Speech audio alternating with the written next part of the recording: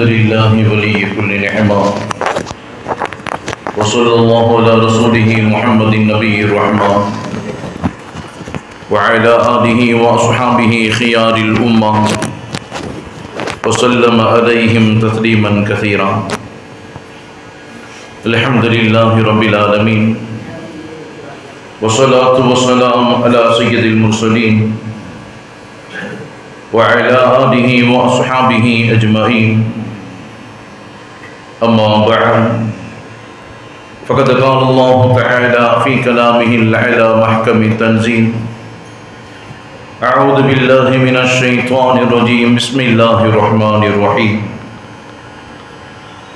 يا أيها الذين آمنوا اتقوا الله حق تقاته ولا تموتن إلا وأنتم مسلمون. فقال الله تعالى أيضا: وما يستوي البحران هذا عذب فرات سائغ شرابه وهذا ملح أجاج ومن كل لحم تأكلن لحما طريا. صدق الله العظيم. عن عبد الله بن عمر رضي الله تعالى عنه قال رسول الله صلى الله عليه وسلم: وحلت لنا ميتتان الحوت والجراد، أو كما قال عليه الصلاة والسلام. رواه ابن ماجه ومسند أحمد. அளவற்ற அருளாளன்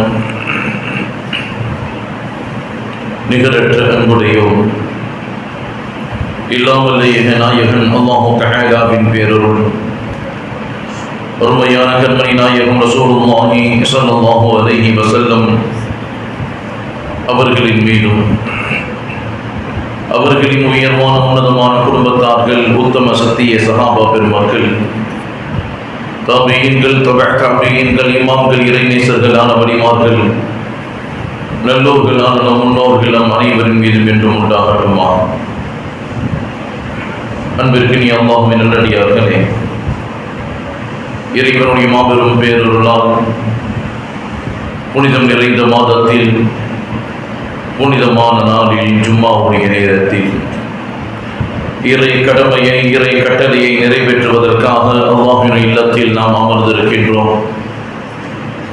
இந்த நாளில், இந்த நேரத்தில் எந்த நன்மைகளை, இந்த பாக்கியங்களை இந்த மனித சமூகத்திற்கு தருவதாக இறைவன் வாக்களித்தானோ, இந்த மாதத்தில், இந்த நாளில், இந்த ஜும்மாவுடைய நேரத்தில் எந்த நன்மைகளை, எந்த பாக்கியங்களை நபிகள் நாயகம் ஸல்லல்லாஹு அலைஹி வஸல்லம் அவர்கள் இறைவனிடம் கேட்டு பெற்றார்களோ அத்தனை நன்மைகளையும் பாக்கியங்களையும் பெறக்கூடிய நல்லவர்களாக அல்லாஹ் நம் அனைவரையும் ஆக்கி அருள்வானாக.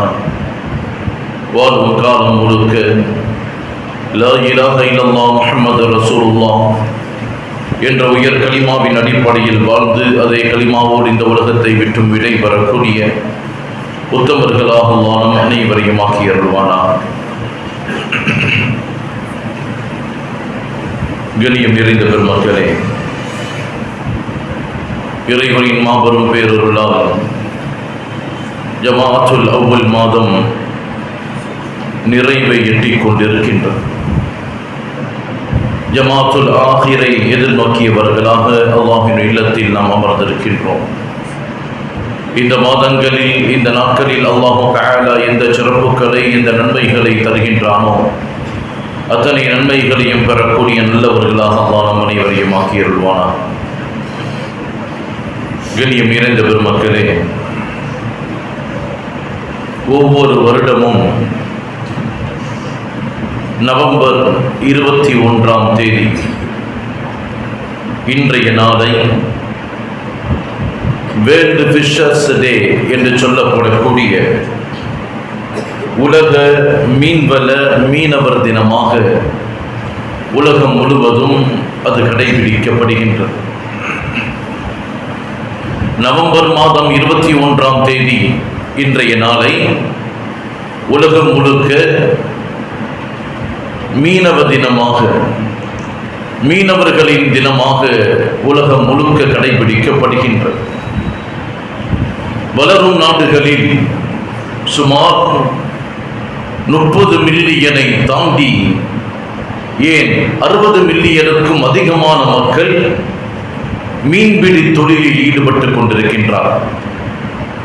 ஒட்டுமொத்த உலக மக்களில் 30 முதல் 60 வரையிலான மில்லியன் கணக்கான மக்கள் இந்த மீன்பிடி தொழில்களை உலகம் முழுக்க செய்து கொண்டிருக்கின்றார்கள். அதே போன்று ஒரு ஆண்டுக்கு சுமார் 100 மில்லியன் டன் அளவிற்கான மீன்களை இந்த மனித சமூகம் உண்டு கொண்டிருக்கின்றது. உலகத்தில் வாழக்கூடிய மக்களுக்கு தேவையான உணவு புரதச்சத்தில் சுமார் 25% மேல் மீனிலிருந்து மக்கள் அந்த சத்துக்களை பெற்றுக் கொண்டிருக்கின்றார்கள்.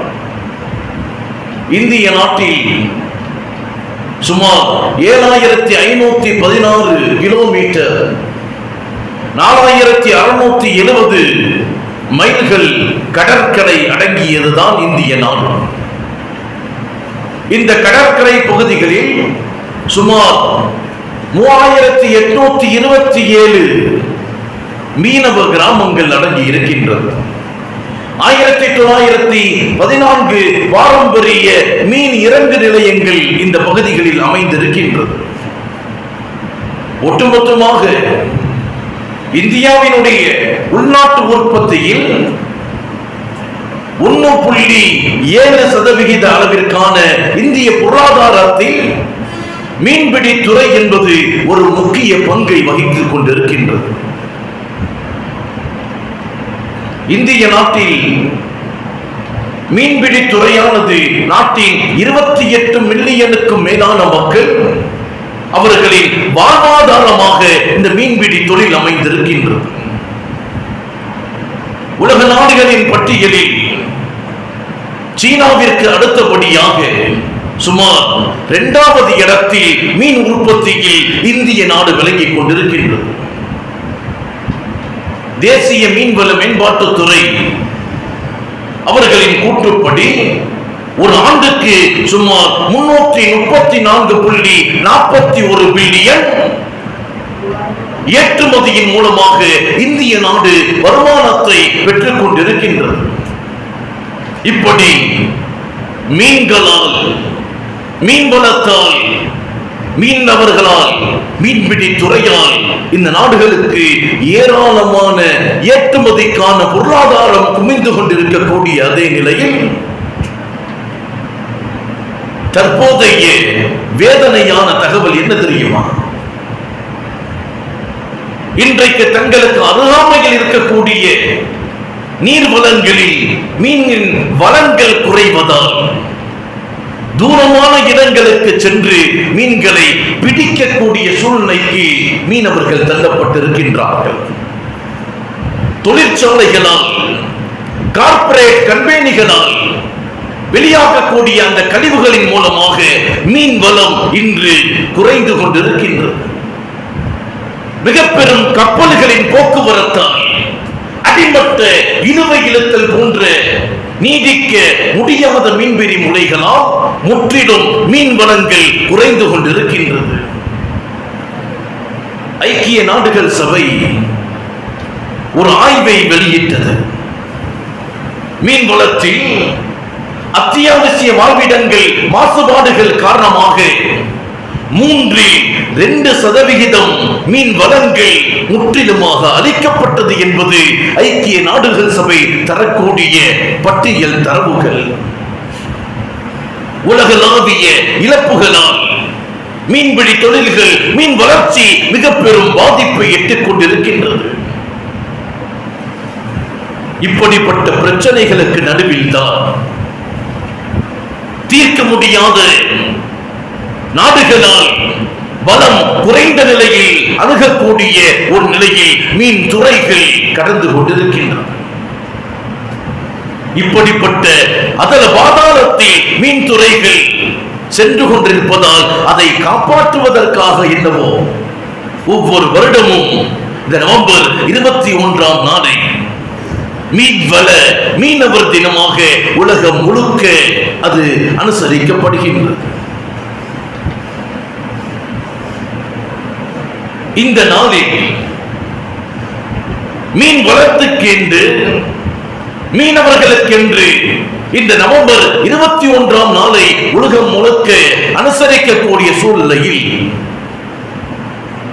இந்த வேர்ல்ட் ஃபிஷர்ஸ் டே என்று சொல்லப்படக்கூடிய உலக மீனவ தினம், மீனவர்கள் தினத்தில் நாம் பெற வேண்டிய, நாம் சிந்திக்க வேண்டிய சிந்தனை என்ன தெரியுமா?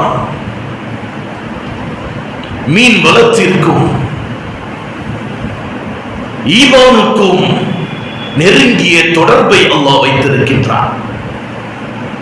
கடலில் வாழக்கூடிய மீன்களுக்கும் ஈமானுக்கும் உண்டான நெருங்கிய தொடர்பை அல்லாஹ் அருள்மறை குர்ஆன் ஷரீஃபின் வாயிலாக வெளிப்படுத்துகின்றார். மீன்களின் மூலமாக பல்வேறுபட்ட படிப்பினைகளை இந்த மனித சமூகத்திற்கு அல்லாஹ் உணர்த்திக் கொண்டே இருக்கின்றார். பெருமானார் ஸல்லல்லாஹு அலைஹி வஸல்லம் உடைய அமுத மொழிகளின் வாயிலாக ஏராளமான படிப்பினைக்குரிய செய்திகளை மீன்களின் மூலமாக இந்த மனித சமூகத்திற்கு அல்லாஹ் எடுத்துச் சொல்லுகின்றார். அருள்மறை குர்ஆன் ஷரீஃபில் இறைவன் பதிவு செய்வார், வமா யஸ்தபில் பஹரா ஹாதா அதுபுன் ஃபுரா சாயிகுன் ஷராபுஹு வஹாதா மில்ஹுன் உஜார் வமின் குல்லி லஹ்மின் தஅகுல் லஹ்மன் துரியா. அல்லாஹ் பதிவு செய்வான், இரண்டு கடல்கள் அது ஒன்றோடு ஒன்று நெருக்கமாக இருந்த போதிலும் ரெண்டும் கலக்காத நிலையில் இறைவன் தடுப்பை ஏற்படுத்தினார். இரண்டு கடல்கள் அது சமமாக இருக்கின்ற போதும் அது ஒன்றோடு ஒன்று கடந்து விடாமல் இறைவன் தடுப்பை ஏற்படுத்துகின்றான். அதில் ஒரு பக்கம் குடிப்பதற்கு மதுரமான நீரை, இன்னொரு பக்கம் கொடிய உப்பு தண்ணீரை அல்லாஹ் நெருங்க வைத்து இரண்டும் கலந்து விடாமல் இறைவன் தடுப்பை ஏற்படுத்தி அதை பாதுகாத்து தனது அத்தாட்சியாக அல்லாஹ் வெளிப்படுத்துகின்றான் என்பதை குர்ஆன் ஷரீஃபின் மூலமாக தெளிவுபடுத்துவார். இப்படி ஒரு பக்கம் இனிப்பு நீர், ஒரு பக்கம் உப்பு கலந்த நீர். ஆனால் இந்த இரண்டு நீரிலும் நீங்கள் பிடிக்கக்கூடிய அந்த மீன்கள் சுவையானதாக அல்லாஹ் அமைத்துக் கொடுத்தார். எவ்வளவு பெரிய அத்தாட்சி, எவ்வளவு பெரிய அத்தாட்சி. மரஜல் பஹரைனி யல்தகியான் பைனஹுமா பர்ஸகுல் லா யப்கியான். இரண்டு கடல்களை சந்திக்குமாறு நிலையை அல்லாஹ் ஏற்படுத்தினான். அப்படி சந்திக்கக்கூடிய நிலையில் கூட ஒரு பக்கம் இனிப்பாக, ஒரு பக்கம் உப்பாக அருள்மறை குர்ஆன் ஷரீஃப் சொல்லக்கூடிய ஏராளமான ஆதாரங்கள். மத்திய தரைக்கடலும் கருங்கடலும் நிரப்பரப்பால் பிரிக்கப்பட்டிருந்தது. சுமார் 12,000 ஆண்டுகளுக்கு முன்னால் ஏற்பட்ட வெள்ள பிரளயத்தில் அந்த மத்திய தரைக்கடலும் கருங்கடலும் சேருகின்றது. ஆனால் அந்த இணைப்பை கூட அல்லாஹ் ஒரு வகையான தடுப்பை ஏற்படுத்தி இனிப்பையும் உப்பையும் கலக்காத நிலையில் அல்லாஹ் தடுத்துக் கொண்டிருக்கின்றான். எவ்வளவு பெரிய ஆதாரம்! அதையும் தாண்டி எழுத படிக்க கற்றுக்கொள்ளாத பெருமானார் ஸல்லல்லாஹு அலைஹி வஸல்லம் 14 நூற்றாண்டுகளுக்கு முன்னால் இதை சொன்னார்கள் என்று சொன்னார். திருக்குர்ஆன் இறைவனுடைய வேதம் என்பதற்கு மாபெரும் அத்தாட்சிகளை அல்லாஹு தஆலா பெருமானாரின் வாயிலாக வெளியிட்டான் என்பதை நாம் மறந்துவிடக் கூடாது. இப்படி கடலின் வாயிலாக, கடலில் வாழக்கூடிய உயிரினங்களின் வாயிலாக ஏராளமான ஆதாரங்களை அல்லாஹ் வெளிப்படுத்தினான். ஒவ்வொன்றும் மனித சமுதாயத்திற்கு படிப்பினையாக, மனிதர்களை வாழ்க்கையை சரிபடுத்தக்கூடியதாக, ஒவ்வொன்றும் இறைவனுடைய அத்தாட்சியாக. ஒரு முறை நபிகள் நாயகம் ஸல்லல்லாஹு அலைஹி வஸல்லம் அவர்கள் சஹாபாக்களிடத்தில் பேசிக் கொண்டிருக்கும் போது கடந்த காலத்தில் நடந்து நபி மூசா அலைஹிஸ்ஸலாத்து வஸலாமுடைய வரலாற்றை சொல்லி காண்பித்தார்கள். மூசா நபி அலைஹிஸ்ஸலாத்து வஸலாம் அவர்கள் அவர்களுடைய சமுதாய மக்களோடு பேசிக் கொண்டிருக்கும் போது அந்த மக்கள் மூசா நபியை நோக்கி கேட்டார்கள், மூசாவே, மக்களில் மிகவும் அறிந்தவர் யார் என்று கேட்டார்கள். மூசா நபி அலைஹிஸ்ஸலாத்து வஸலாம் அவர்கள் உடனடியாக பதில் சொன்னார்கள், மக்களில் மிகவும் அறிந்தவன் நான் என்று சொன்னார்கள். இந்த நான் என்று சொன்ன வார்த்தையை அல்லாஹ் கண்டித்தான். மூசாவே, யார் அறிந்தவர் என்ற கேள்விக்கு நீங்கள் என்ன சொல்லி இருக்க வேண்டும்? அதற்குண்டான பதிலை அல்லாஹ்வே அறிந்தவன் என்றல்லவா சொல்லி இருக்க வேண்டும். உங்களை சிறந்தவனாக, அறிவில் உயர்ந்தவனாக நீங்கள் எண்ணிக்கொண்டீர்களா என்று மூசா நபியை அல்லாஹ் கண்டித்தான். கண்டித்து விட்டு மூசா அலைஹிஸ்ஸலாத்து வஸலாம் அவர்களுக்கு அல்லாஹ் சொன்னான், அறிவில் சிறந்தவராக நீங்கள் உங்களை எண்ணிக்கொண்டிருக்கின்றீர்கள். ஆனால் இந்த இடத்திற்கு செல்லுங்கள். இந்த இடத்தில் ஒரு அறிஞர் இருப்பார், அவர் உங்களை விட அறிந்தவர். மூசாவே, அறிவில் சிறந்தவனாக நீங்கள் உங்களை எண்ணிக்கொண்டீர்களா? அப்படி அல்ல, இந்த இடத்திற்கு செல்லுங்கள். உங்களை விட அறிஞர் ஒருவர் இருக்கின்றார், அவரிடம் கற்றுவிட்டு வாருங்கள் என்று சொல்லி மூசா அலைஹிஸ்ஸலாத்து வஸலாம் அவர்களை அல்லாஹ் எச்சரித்தார். கேட்டார்கள் மூசா நபி அலைஹிஸ்ஸலாம், யா ரப்பி ஃபகைஃப லீ பிஹி, நான் எப்படி அவரை அறிந்து கொள்வது? நான் எப்படி அவரை அறிந்து கொள்வது? அல்லாஹ் பதில் சொன்னார், தஅஹுது மஅக ஊதா, ஒரு ஓலை கூடையில் ஒரு இறந்த மீனை எடுத்துக் கொள்ளுங்கள். உப்பு தடவப்பட்ட கருவாடாக இருக்கக்கூடிய அந்த மீனை ஒரு பையை எடுத்துக்கொண்டு தன்னுடைய தோழர் யூஷா பின் நூனை அழைத்துக் கொண்டு மூசா அலைஹிஸ்ஸலாத்து வஸலாம் அவர்கள் அந்த அறிவாளியை தேடி செல்லுகின்றார்கள்.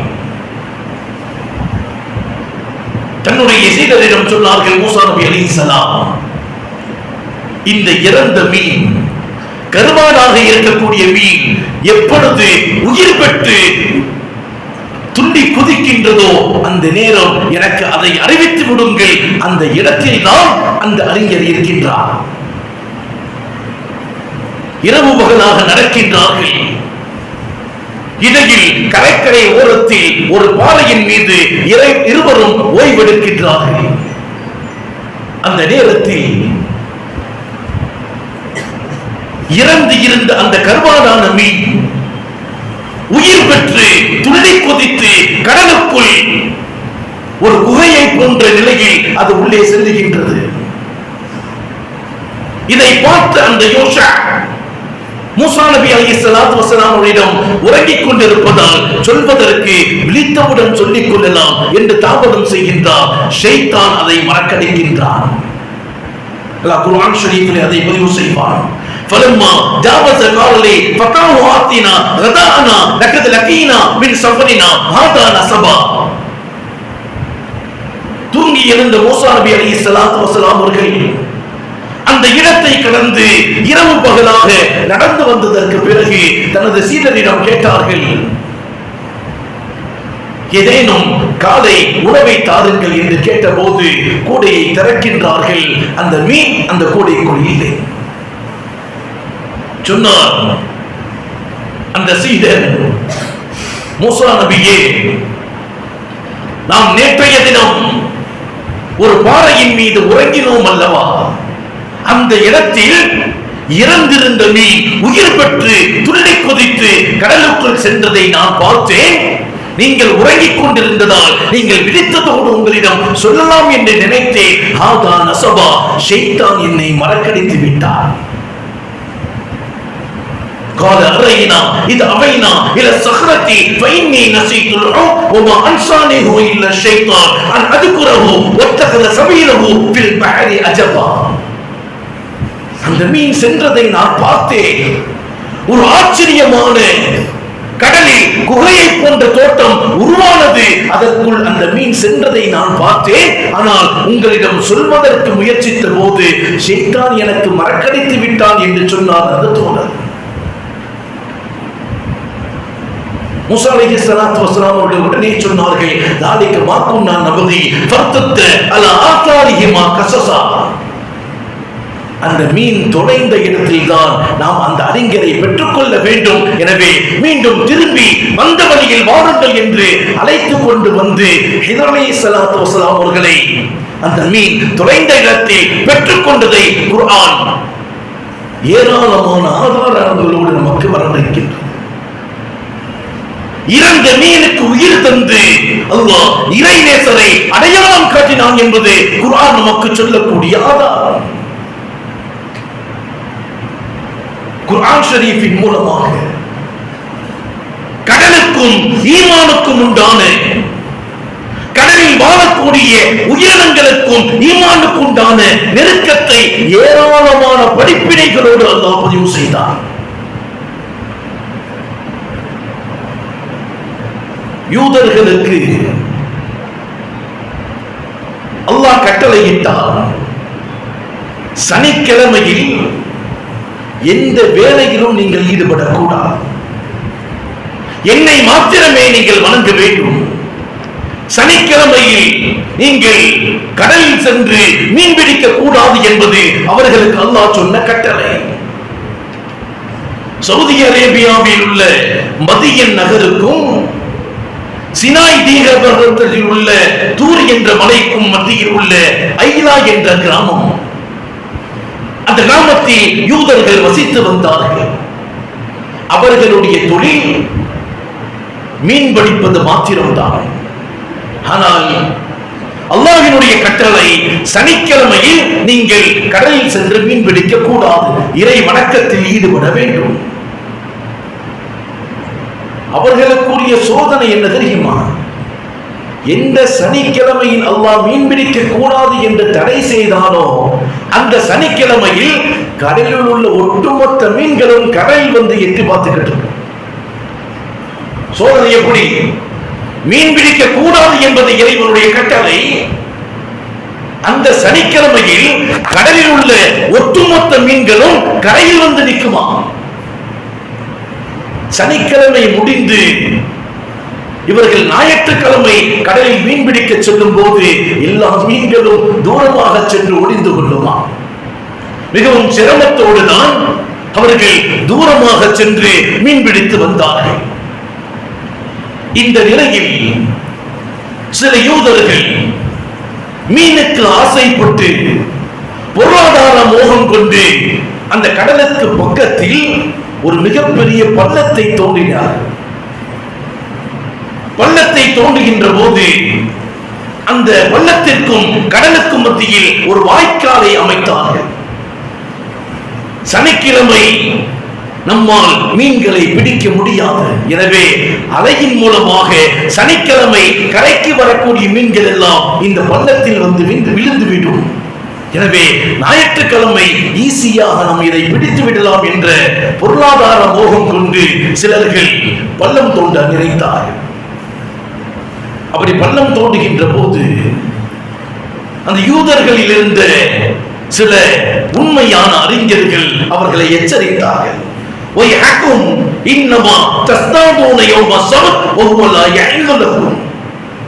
சனிக்கிழமை மீன் பிடிக்க கூடாது என்பதுதான் இறைவனுடைய கட்டளை. எனவே நீங்கள் இப்படி பள்ளம் தோண்டி இறைவனை ஏமாற்றலாம் என்று நினைத்துக் கொள்ளாதீர்கள் என்று எச்சரித்த போது அவர்கள் சொன்னார்கள், இன்னுமா சிதனா யோமல்ல, நாங்கள் மீனை எடுப்பது ஞாயிற்றுக்கிழமை அல்லவா, சனிக்கிழமை நாங்கள் பிடிக்கவில்லை என்று சொன்ன போதும் அந்த அறிஞர்கள் சொன்னார்கள், நீங்கள் பள்ளம் தோண்டி வைப்பதே அதை பிடிப்பதற்கு தானே. பல்வேறுபட்ட எச்சரிக்கைகளை அறிஞர்கள் சொன்ன போதும் அந்த யூதர்கள் அதை ஏற்க மறுக்கவில்லை. பொருளாதாரத்தில் மோகம் கொண்டு மீன்களின் மேல் ஆசைப்பட்டு இந்த மோசடியை செய்து கொண்டே இருந்தார்கள். அந்த நேரத்தில் தான் அல்லாஹ்வினுடைய தண்டனை, வலக்கத் அலிம்துமுல் லதீன அக்தது மின்கும் ஃபி ஸபுதி ஃபகுல்னா லஹும் கூனு கிரதத்தன் ஹாஷியின். அல்லாஹ் அருள்மறை குர்ஆன் ஷரீஃபில் அவர்களுக்கு தண்டனையை வெளிப்படுத்தினார். சிறுமையடைந்த குரங்குகளின் தோற்றத்தில் அந்த யூதர்கள் மாற்றப்பட்டார். இறைவனுடைய கட்டளை இருந்தும், இறைவனுடைய அறிவுறுத்தல் இருந்தும், இறைவனுடைய நெருக்கம் பெற்ற நல்லவர்கள் போதனை இருந்தும் அதற்கு மாதம் செய்ததால் இறைவனை ஏமாற்றுவது என்று சூழ்நிலைக்கு இவர்கள் தங்களை ஈடுபடுத்திக் கொண்டதால் இறைவன் அவர்களை குரங்குகளாக மாற்றப்பட்டது என்பது குர்ஆன் நமக்கு சொல்லக்கூடிய ஆதாரம். இப்படி கடலின் வாயிலாக, மீன்களின் வாயிலாக ஏராளமான ஈமானிய படிப்புடையை குர்ஆனின் வாயிலாகவே அல்லாஹ் தந்தார். ஏன்? இறை தூதர் யூனுஸ் அலைஹிஸ்ஸலாத்து வஸலாம் கிமு 785ஆம் ஆண்டு ஈராக்கில் உள்ள நீனவா என்ற கிராமத்திற்கு என்ற பகுதிக்கு இறை தூதராக அனுப்பப்பட்டவர்கள் யூனுஸ் அலைஹிஸ்ஸலாத்து வஸலாம் அவர்கள்.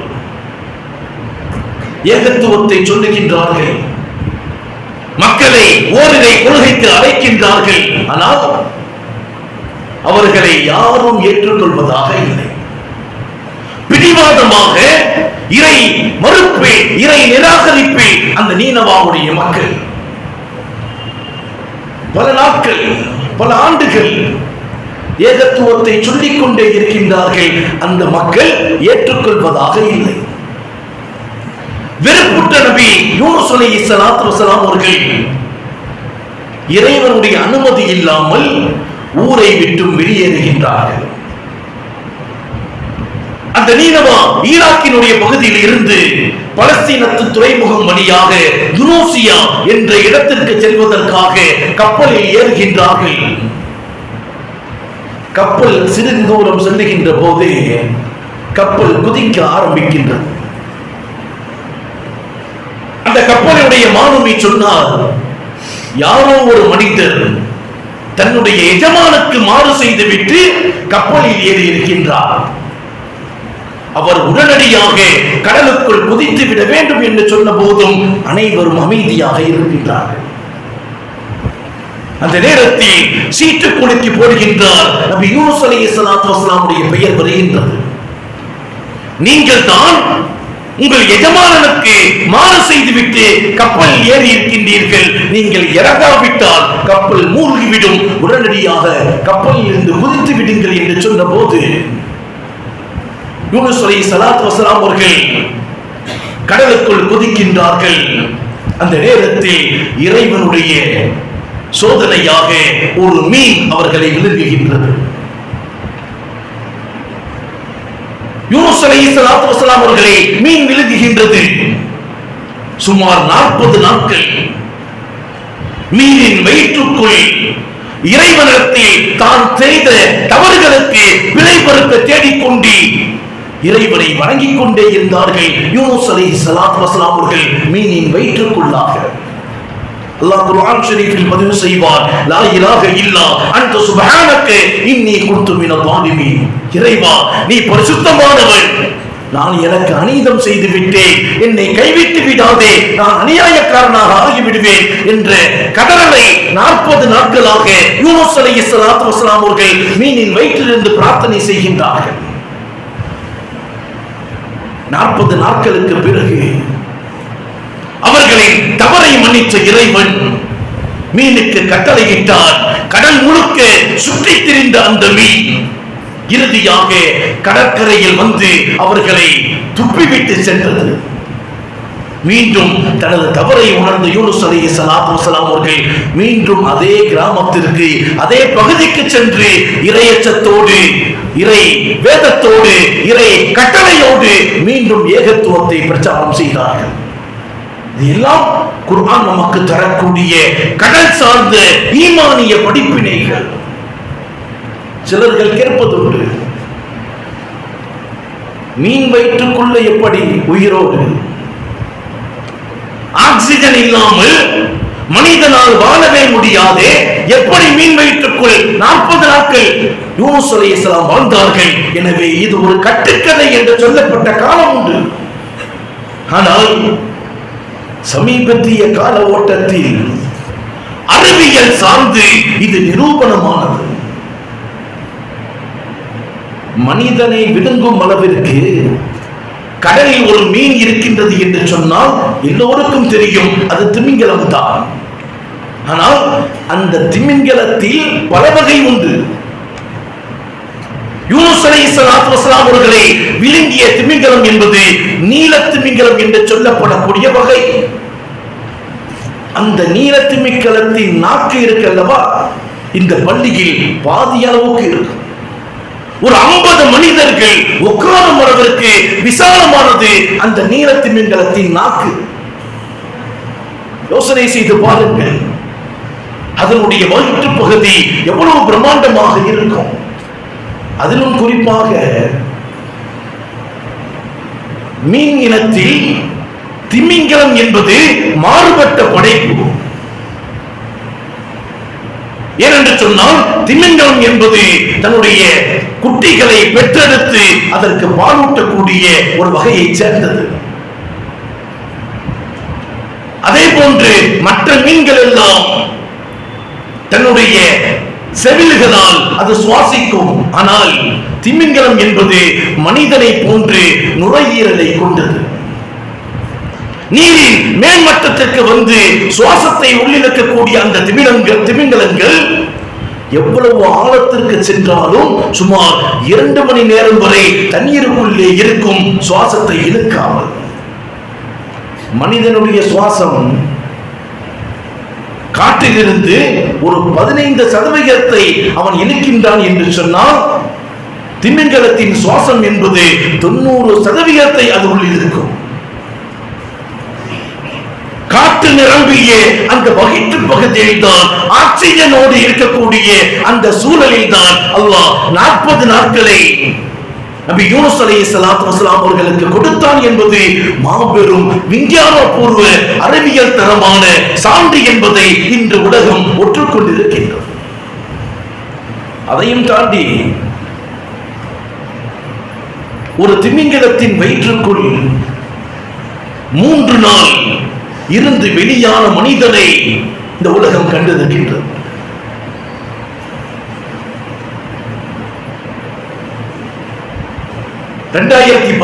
ஆண்டு ஸ்பெயின் நாட்டை சேர்ந்த மீனவர் லூயி மாத்யூஸ் என்ற 56 வயதான ஒரு மீனவர் கடலுக்குள் செல்லுகின்றார். மோசமான வானிலையால் கடலுக்குள் அவர் காணாமல் போகின்றார். இந்த நேரத்தில் அவருடைய உறவினர்கள் கடற்கரை பாதுகாப்பு படையை அணுகுகின்றார்கள். அவர்களும் தேடுகின்றார்கள். அவர் கிடைக்கவில்லை. முடிவுக்கு வருகின்றார்கள், ஒருவேளை கடலுக்குள் மரணம் அடைந்திருக்கலாம். ஆனால் 3 நாட்களுக்கு பிறகு ஆச்சரியப்படும் விதமாக ஒரு ராட்சச திமிங்கலத்தின் கழுவில் மயங்கிய நிலையில் அவர் எடுக்கப்படுகின்றார். இது குறித்து அந்த மார்க்கியர் சொன்ன செய்தி என்ன தெரியுமா? நான் இப்போது உயிரோடு இருக்கின்றேன் என்பதே எனக்கு ஆச்சரியமாக இருக்கின்றது. அந்த திமிங்கலத்தின் வயிற்றில் நான் மாற்றிக்கொண்டேன். சுமார் 3 நாட்கள். அது எப்படி இருந்தது தெரியுமா? கடுமையான குளிர். அந்த திமிங்கலத்தின் கழிவைத்தான் நான் உண்டு கொண்டிருந்தேன். கடுமையான இருட்டு. ஆனால் எனது கையில் இருந்து அந்த வாட்டர் ப்ரூஃப் வாட்சின் மூலமாகத்தான் நான் வெளிச்சத்தை, அந்த நிலைகளை பார்த்தேன் என்று அவர் சொல்லக்கூடிய நிலை. அது மாத்திரமல்ல, அந்த வயிற்றுக்குள் இருந்த 3 நாளும் நான் கடவுளை பிரார்த்தனை செய்து கொண்டே இருந்தேன். எனது நம்பிக்கையை கடைவிடாமல் கடவுள் என்னை காப்பாற்றினார் என்று சொல்லக்கூடிய செய்தி 2016 வெளிவந்த தகவல்கள். இப்படி ஏராளமான செய்திகள் மனிதனின் ஈமானுக்கும் கடல் சார்ந்த உயிரினங்களுக்கும் அல்லாஹ் ஒரு படிப்பினையாக ஏற்படுத்தி கொடுத்தார். இப்படி ஏராளமான செய்திகளை ஆதாரபூர்வமாக இறைவனுடைய அத்தாட்சிகளின் வெளிப்பாடுகளாக அடுக்கடுக்காக சொல்ல முடியும். இன்றைய தினம் நவம்பர் 21